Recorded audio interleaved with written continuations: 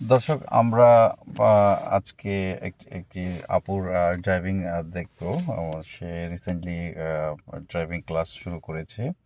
তো বর্তমানে সে মোটামুটি নিউ ইয়র্কের রাস্তাগুলোতে চালাতে সক্ষম বা চালাতে পারে, এবং টার্নগুলো মোটামুটি পার্কিংটাও শিখছে। তো আমরা একটু দেখি সে আসলে মানে শুরুতে দেখা গেছে যে সে স্টপ সিগন্যালগুলো এবং এই রাস্তায় গাড়িটা সোজা রাখা, টার্ন করা, এগুলো তার অনেক সমস্যা হতো। এখন সে আলহামদুলিল্লাহ ভালোই চালায়, মেকে লেফট। তো ভালোই চালায়। তো হয়তো আস্তে আস্তে আরও ভালো হবে। প্রতিদিন সে সপ্তাহে 2-3 দিন করে এ করছে, হ্যাঁ, ক্লাস করছে। তো ক্লাস করছে। তো মোটামুটি তার যে প্রবলেমগুলো, হ্যাঁ, প্রতিদিনই তার একটু একটু করে ইমপ্রুভ হচ্ছে। তো আমরা যদি একটু দেখি তার স্টিয়ারিংটা কীভাবে সে অপারেটিং করে বা কীভাবে স্টিয়ারিং ঘোরাচ্ছে। তো মেক লেফট।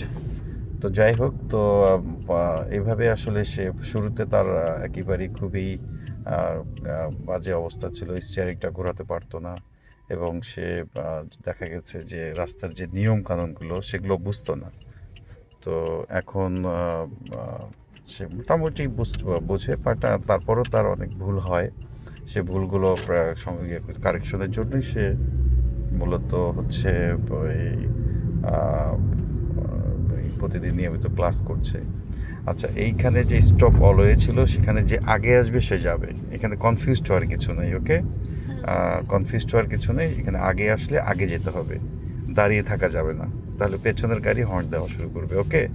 যে একটা গাড়ি আমি যদি মুভ না করি তাহলে ওই গাড়ি কিন্তু চলে যাবে। আমাকে আস্তে আস্তে মুভ করে দেখাতে হবে যে আমি ট্রাই করতেছি যাওয়ার জন্য। ঠিক আছে? তো এই আর কি। তো যাই হোক, তো এখানে আসলে মেকে লেফট অনেক নিয়মকানুন মেনে রাস্তায় গাড়ি চালাতে হয়। সে কারণেই ইয়েলো লাগবে না, হ্যাঁ? ইয়েলো না লেগেই টার্ন হবে। আর টার্নিং স্পিড 8-এর নিচে নামবে না। ঠিক আছে? তো এই আর কি। তো যাই হোক, মোটামুটি তার জন্য দোয়া করবেন। সে আস্তে আস্তে চালানো উন্নতি করছে। তো হয়তো একটা পর্যায়ে সে লাইসেন্সও পেয়ে যাবে। এখানে হচ্ছে তারা দুই ভাই বোন একসাথে শুরু করেছিল। তো সেটি তার ভাই ইতিমধ্যে লাইসেন্স পেয়ে গেছে। আর এখন সে আপনার চেষ্টা করছে যে সুন অ্যাজ আর্লি লাইসেন্সটা পেয়ে যাবে, মেক এ লেফট। তো সেই চেষ্টা করছে আর কি। তো আমরা আশা করি সে খুব দ্রুত এই নিউ ইয়র্কে ভালো ড্রাইভিং করতে সক্ষম হবে এবং ড্রাইভিং স্কিলটা তার তৈরি হবে। তো আমি আসলে সেভাবেই তাকে গাইডলাইন দিচ্ছি, এবং আমার যেসব স্টুডেন্টরা আছে তারা সবাই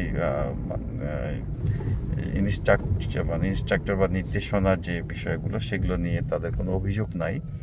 মূলত সঠিক নিয়মে গাড়ি না চালালে এখানে অনেক ধরনের বিপর্যয় এবং দুর্ঘটনা ঘটারও সম্ভাবনা থাকে। তো সেই কারণে আসলে সঠিক নিয়মেই গাড়ি চালানো শিখতে হবে। ধন্যবাদ সবাইকে।